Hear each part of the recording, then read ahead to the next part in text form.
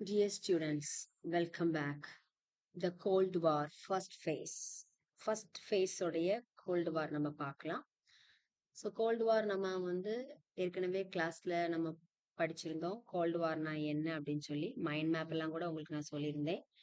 இப்போ இந்த நோட்ஸை உங்களுக்கு என்ன பண்ண போறேன், நான் எக்ஸ்பிளைன் பண்ண போறேன். சரியாமா? ஸோ இதுல கோல்டு வார் என்பது என்ன, எந்த வருஷம் ஸ்டார்ட் பண்ணிச்சு உங்களுக்கு தெரியும்.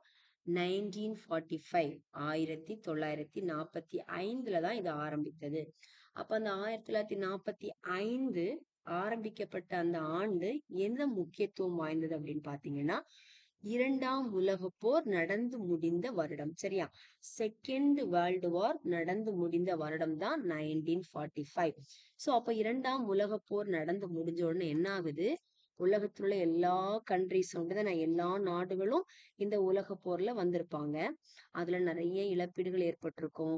அப்படிதானே, நிறைய மக்கள் இறந்திருப்பாங்க, நிறைய பொருள் சேதம் ஏற்பட்டிருக்கும். அப்படிதானே? இப்போ இந்த உலக போர்ல முடிந்த பிறகு ரெண்டு நாடு, யுஎஸ்ஏயும் யுஎஸ்எஸ்ஆர் என்ன பண்றாங்கன்னா, யாரு உலகத்திலே பெரியவங்க, சரியா, ஹூ இஸ் சுப்ரீம் அப்படிங்கறத என்ன பண்றாங்க, இவங்க திங்க் பண்றாங்க.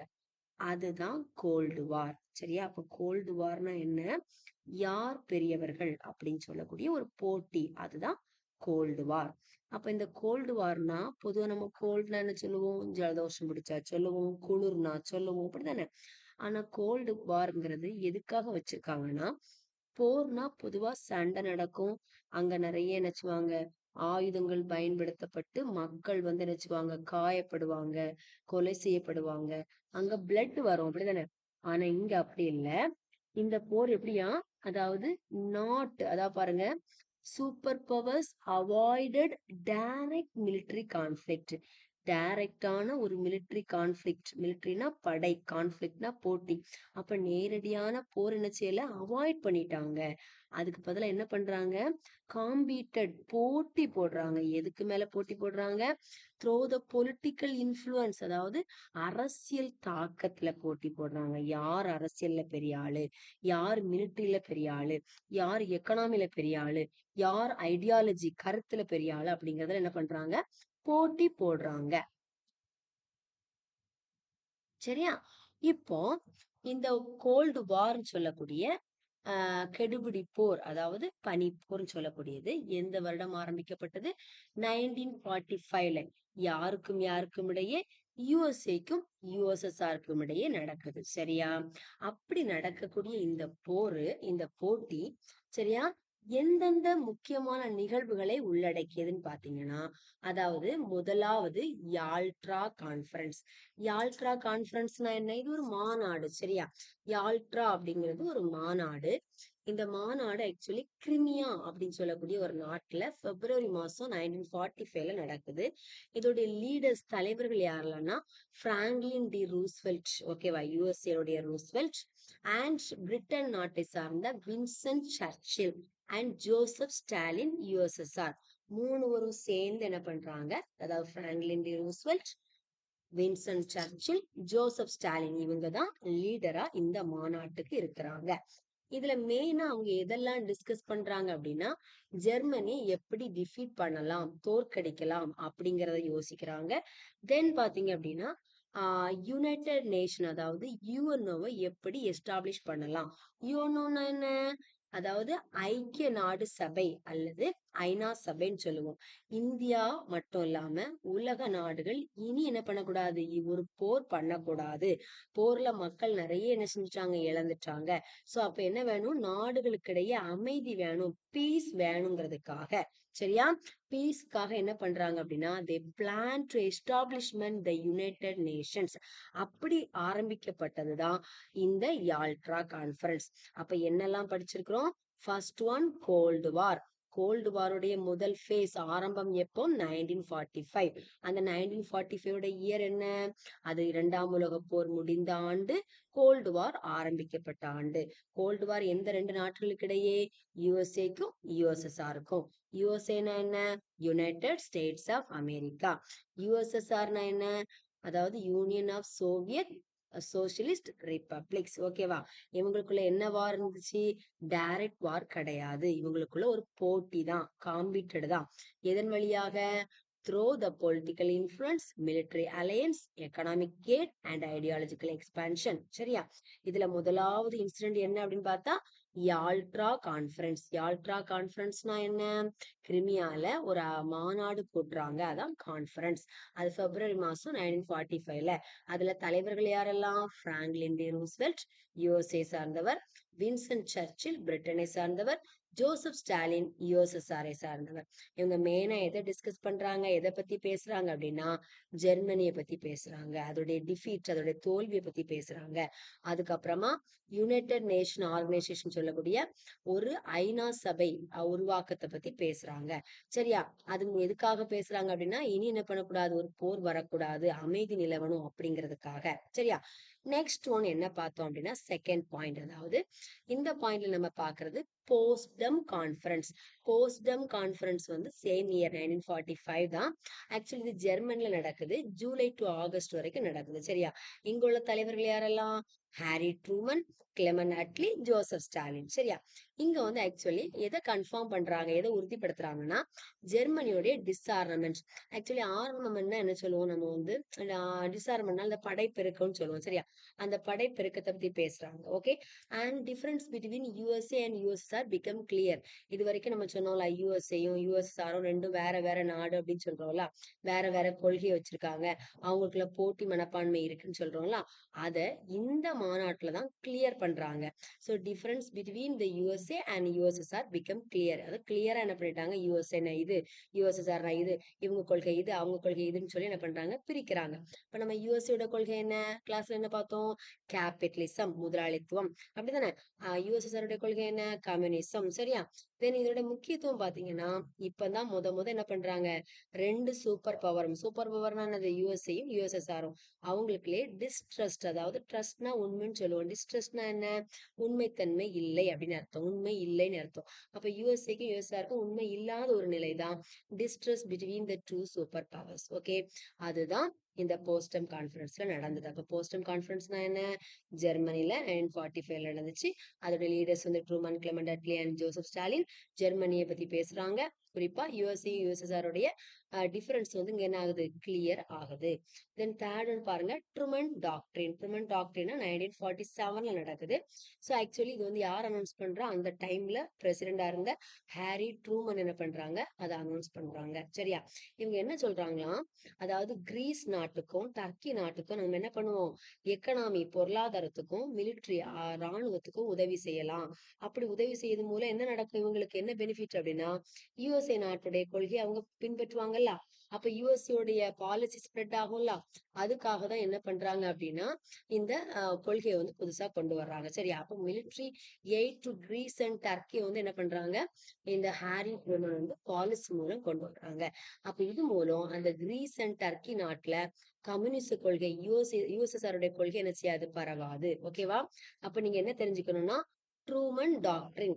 ட்ரூமன் டாக்ட்ரின் அப்படிங்கிறது ஆக்சுவலி ஒரு தலைவர், அதாவது பிரசிடென்ட் ஆஃப் யுஎஸ்ஏ, யுஎஸ்ஏடைய பிரசிடென்டா இருந்தவர். அதாவது ஒரு பிரசிடென்ட்ஷிப் மாறி அடுத்த பிரசிடென்ட்ஸ் வந்தாச்சு இல்லையா? சோ இப்ப ட்ரூமன் வந்திருக்காங்க. ட்ரூமனுடைய பாலிசி என்ன அப்படின்னா அவரு ரெண்டு நாடு கிரீஸ்க்கும் டர்க்கிலையும் இவருடைய எதிரியான யுஎஸ்ஏட எதிரியான யுஎஸ்எஸ்ஆர், அதாவது ரஷ்யாவுடைய என்ன செய்யக்கூடாது, பாலிசி கம்யூனிசம் வந்து பரவிடக்கூடாதுங்கிறதுக்காக என்ன பண்றாங்க, இந்த கிரீஸ் அண்ட் டர்க்கிக்கு உதவி பண்ணலாம்னு நினைக்கிறாங்க. அப்படி உதவி பண்ணா என்ன ஆகும் அப்படின்னா அவங்களுக்கு யுஎஸ்ஏ உடைய சப்போர்ட் கிடைக்கும்ல.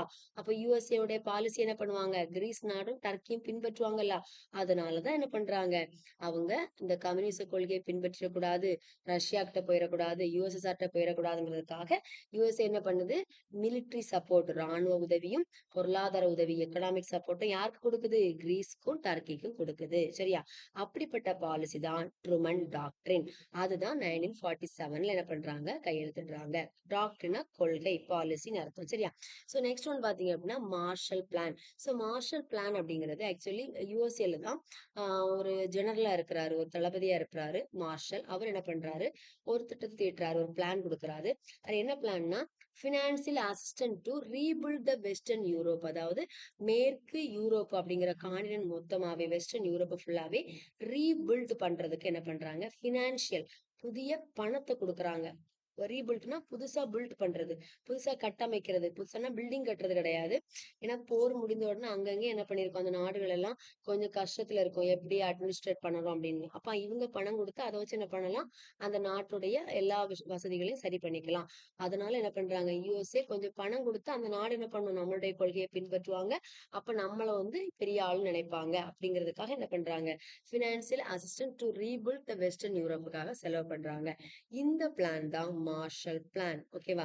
அப்ப இது மூலம் என்ன ஆச்சு, ஸ்ட்ரென்தன் த வெஸ்டர்ன் யூரோப், வெஸ்டர்ன் யூரோப் மேற்கு யூரோப் மொத்தமாவே பலமான ஒரு நாடாக மாறியது. சரியா? நெக்ஸ்ட் பாத்தீங்கன்னா பெர்லின் பிளாக்கேடு.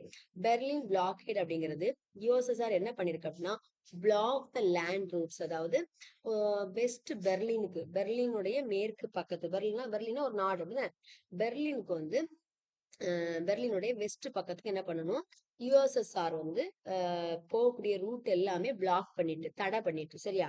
அப்ப வெஸ்ட் பெர்லின் நாட்டுக்கு என்ன பண்ணக்கூடாது, யுஎஸ்எஸ்ஆர் போகக்கூடிய வழி எல்லாம், லேண்ட் ரூட்னா நில வழியா நம்ம என்ன பண்ணுவோம், போவோம் இல்லையா, அது எல்லாத்தையும் பிளாக் பண்ணிட்டு, தடை பண்ணிட்டு. அப்ப யாரும் போக முடியாத சூழ்நிலை ஆயிடுச்சு. ஆனா அதை யுஎஸ்ஏ என்ன பண்ணுது, அதாவது ஏர் மூலம், ஏர் லிஃப்ட், ஓகேவா, வானத்துல மூலம் என்ன பண்ணலாம், நம்ம ஹெலிகாப்டர் ஏரோப்ளைன் எல்லாம் போகலாம். ஏன்னா நீ லேண்ட் ரூட் தானே தடை பண்ண, அப்படிதானே, நிலத்துல போகக்கூடிய ரூட் தானே தடை பண்ண. ஆனா நம்ம வானத்துல போக தடை பண்ண முடியாதுங்கிறதுக்காக என்ன பண்ணலாம், ஏர் ரூட் என்ன பண்ணலாம், that is airlift introduce பண்றாங்க, லான்ச் பண்ணிருக்காங்க. சரியா? சோ இதன் மூலமாக supplies reached West Berlin by air. அப்ப இந்த வெஸ்ட் பெர்லினுக்கு என்ன பண்ணலாம், எல்லா நாடுகளும் போய் சேரலாம் அப்படிங்கிற ஒரு உதவி யார் பண்ணிருக்கா, யுஎஸ்ஏ பண்ணிருக்கு. சோ அப்ப யுஎஸ்எஸ்ஆர் பண்ணுனது என்னது, வெஸ்ட் பெர்லினுக்கு போகக்கூடிய நிலவழி, ஓகே, லேண்ட் வழியா தான் நம்ம போவோம், பஸ், காரு அப்படின்னு சொல்லி நம்ம ரோடு வழியா போகக்கூடிய எல்லாமே இருக்கட்டும், அது எல்லாத்தையும் ஸ்டாப் பண்ணிட்டாங்க. சரியா? ட்ரெயினா இருக்கட்டும், எல்லாமே. சரியா? எல்லாத்தையும் ஸ்டாப் பண்ணிட்டாங்க. அப்ப என்னதான் பண்ண முடியும், ஷிப்பா இருக்கட்டும், எல்லாமே கடல் வழி எல்லாமே ஸ்டாப் பண்ணிட்டாங்க. ஏர் வழியா தான் போக முடியும்னு போறாங்க. சரியா? எஸ். அப்ப இதுதான் ஒரு மேஜர் கிரைசிஸ், அதாவது யுஎஸ்எஸ்ஆர் ஒரு போட்டி மரப்பான்மையில யாரும் போகக்கூடாதுங்கிறதுக்காக தான் அவங்க லேண்ட் ரூட் என்ன பண்ணாங்க, தடை பண்ணாங்க. அதுதான் இந்த போருடைய மிக முக்கியமான ஒரு பிரச்சனையா இருக்குது. அப்ப தடை பண்ணோன்னு இவங்க என்ன பண்ணிட்டாங்க, அவங்களுக்கு போட்டியா யுஎஸ் என்ன பண்ணிட்டு, ஏர்கிராஃப்ட் அப்படிதானே, ஏர் லிஃப்ட் அப்படிங்கிற முறையை அறிமுகப்படுத்தினாங்க. அப்போ ஒரு நாட்டுடைய கொள்கைக்கு இன்னொரு நாட்டு பதிலடி கொடுத்தது மாதிரி செஞ்சாங்க இல்லையா, அதுதான் அந்த போர், அதாவது கோல்டு வாருடைய காரணமா இருக்கு. ஓகே. அதுக்கப்புறமா நேட்டோ. நேட்டோன்னு பாத்தீங்கன்னா நார்த் அட்லாண்டிக் ட்ரீட்டி ஆர்கனைசேஷன் அப்படின்னு சொல்லுவோம். சரியா? அப்ப நார்த் அட்லாண்டிக் பகுதியோட வடபகுதியில் உள்ள எல்லா கண்ட்ரிஸ் என்ன பண்றாங்க, சேர்ந்து ஒரு ஆர்கனைசேஷன், ஒரு அமைப்பை உருவாக்குறாங்க. அதுக்கு பேர் தான் north Atlantic treaty of organisation. இது எந்த வருஷம், 1949ல ஏற்படுத்துறாங்க. சரியா? So April month 4th date 4th. Okay. இது எதுக்கு அப்படின்னா, யுஎஸ்ஏக்கு எல்லாரும் சப்போர்ட் பண்ணணும். சரியா? இது என்ன செய்யணும், யுஎஸ்ஏக்கு சப்போர்ட் பண்ணணும், இது யுஎஸ்ஏ உடைய படைக்கு என்ன பண்ணும், உதவணும் அப்படிங்கிறதுக்காக. சோ யுஎஸ்ஏ தான் என்ன பண்ணிருக்கு, military alliance led by USA, யுஎஸ்ஏயால உருவாக்கப்பட்ட ஒரு ராணுவ கூட்டமைப்பு தான் என்னது, நேட்டோ. சரியா? அந்த ராணுவ கூட்டமைப்பு தான் நம்ம என்ன சொல்லுவோம், மிலிட்டரி அலையன்ஸ் சொல்லுவோம். அதன் மூலமா என்ன பண்றாங்க, நிறைய பேர் யுஎஸ்ஏ நாட்டோட கீழே அவங்கள சப்போர்ட் பண்ணி வந்தாங்க. சரியா? அதுதான் இந்த formation of NATO. Then Chinese communist revolution. இதே டைம்ல 1949ல என்ன நடக்குது, சைனால ஆக்சுவலி மாவ் செடோங் அப்படின்னு சொல்லக்கூடிய தலைவர் என்ன பண்றாரு, கம்யூனிஸ்ட் பார்ட்டி டிஃபீட்டட் த நேஷனலிஸ்ட் என்ன பண்ணிருக்கு, கம்யூனிஸ்ட் பார்ட்டி டிஃபீட் பண்ணிட்டு, தோற்கடிச்சிட்டு. சோ அப்ப அங்க என்ன ஆகுதுன்னா, பீப்புள்ஸ் ரிப்பப்ளிக் ஆஃப் சைனாங்கிறது எஸ்டாப்ளிஷ் ஆகுது, மக்களுடைய ரிப்பப்ளிக் சைனாங்கிற ஒரு பார்ட்டி என்ன பண்ணுது, அங்க உருவாகுது. சரியா? சோ அப்ப புதிய ஒரு பிளாக், கம்யூனிஸ்ட் பிளாக் அங்க என்ன ஆகுது, ஸ்ட்ரென்த் ஆகுது. அப்போ ஒரு பக்கம் ரஷ்யாவுடைய செயல் பாக்குறோம், இன்னொரு பக்கம் யுஎஸ்ஏ செயல்பாடு என்னன்னு பாக்குறோம். இப்ப என்ன பாக்குறோம், சைனாவுல யாருடைய எந்த கொள்கை அதிகமா இருக்கு, கம்யூனிஸ்ட் பார்ட்டி தான் வின் பண்ணி கம்யூனிஸ்ட் கொள்கை தான் அதிகமா இருக்குது. ஓகேவா? அதான் சைனா கம்யூனிஸ்ட் ரெவல்யூஷன். அது மாவோ ஜெடாங் அப்படிங்கிறவர் தலைமையில வந்த பிறகு. ஓகே. தென் கொரியன் வார். நான் ஏற்கனவே சொன்னேன் ப்ராக்சி வார்ஸ் அப்படின்னா என்னது, மறைமுக போர் அப்படிதானே. அப்ப போர் நடக்காது, ஆனா மறைமுகமான போர் நடக்கும். அதாவது டைரக்டா போர் நடக்காது, மறைமுகமா நடக்கும். அதான் நான் சொல்லுவோம் no direct war but proxy wars படிச்சிருக்கோம் அப்படிதானே. அப்ப அந்த ப்ராக்சி வார்னு சொல்லக்கூடிய மறைமுக போர் எங்க நடந்துச்சாம், கொரியால நடந்திருக்கு. அது எங்க, நார்த் கொரியால. யாரு சப்போர்ட் பண்றா இந்த நார்த் கொரியா நாட்டுக்கு, யுஎஸ்எஸ்ஆரும் சப்போர்ட் பண்ணுது, சைனாவும் சப்போர்ட் பண்ணுது. ஏன், சைனாவும் கம்யூனிஸ்ட் கொள்கை தான், யுஎஸ்எஸ்ஆரும் கம்யூனிஸ்ட் கொள்கை தான். ஒரே கொள்கையை பின்பற்றவங்க என்ன பண்றாங்க, நார்த் கொரியா நாட்டுக்கு சப்போர்ட் பண்றாங்க. எதுக்கு, சவுத் கொரியாவை நீ தோற்கடிக்கணும். அதாவது சவுத் கொரியாவுக்கும் நார்த் கொரியாவுக்கும் ப்ராப்ளம், சண்டை. சரியா, இப்போ வந்து பிரச்சனை யாருக்கு, தென் கொரியா சவுத் கொரியாவுக்கும், வட கொரியா நார்த் கொரியாவுக்கும் சண்டை நடக்குது. இதுல நார்த் கொரியாவுக்கு யார் சப்போர்ட் பண்றா, வட கொரியாவுக்கு யுஎஸ்எஸ்ஆரும் சைனாவும் கம்யூனிஸ்ட் கொள்கை. சவுத் கொரியாவுக்கு யார் சப்போர்ட் பண்ணா, யுஎஸ்ஏ சப்போர்ட் பண்றாங்க. சரியா, கடைசி என்ன பண்ணிருக்காங்க, ஒரு தற்காலிக போர் நிறுத்தம்னு சொல்லுவோம்ல, அதான் armistice. Okay, the war ended with armistice. Okay, armistice என்னது, தற்காலிக போர் நிறுத்தம். அது வந்து 1953ல அது நடக்குது. சரியா, அதன் அடிப்படையில தான் இந்த கொரியா வார் என்ன செஞ்சிருக்கு, அந்த டைம்ல 1953ல ஸ்டாப் ஆச்சு. ஓகே, அண்ட் இந்த கொரியா எப்படி என்ன பண்ணிருக்கு, டிவைட் பண்ணப்பட்டிருக்கு. 38th parallel ஆட்டு டிவைட் பண்ணி பிரிக்கப்பட்டுள்ளது. சரியா, சோ இது வந்து முதலான ப்ராக்சி வார். அப்ப கேட்பாங்க, நம்ம மறைமுக போர்னு சொல்றீங்களே, ப்ராக்சி வார்னு சொல்றீங்களே, அது எங்க நடந்திருக்கு, முத எங்க நடந்திருக்குன்னு கேட்பாங்க. அப்போ where was first proxy war held அப்படிங்கிற சொல்லுவோம், கொரியா. அந்த நேம் என்ன, கொரியன் வார். எந்த வருஷம், 1950. ஓகே, அப்ப என்னெல்லாம் படிச்சிருக்கிறோம், கோல்டு வார்னா என்ன, ஓகேவா, அது எந்த வருஷம் ஆரம்பிச்சாங்க, அதோடைய ஃபர்ஸ்ட் ஃபேஸ் தான் இது படிச்சிருக்கோம். சரியா, Yalta conference, Potsdam conference, Truman doctrine, Marshall plan, Berlin blockade, formation of NATO, Chinese communist revolution, Korean war. So இந்த 8 பாயிண்ட்ஸ் தான் என்ன அப்படின்னா first phase of cold war. Okay, first phase of cold war. உங்களுக்கு எல்லாம் புரிஞ்சிருக்கும் நம்புறேமா. நீங்க நல்லா படிச்சுட்டு உங்களுக்கு புரியலைன்னா என்ன பண்ணுங்க, என்கிட்ட கேளுங்க. சரியா, தேங்க்யூ.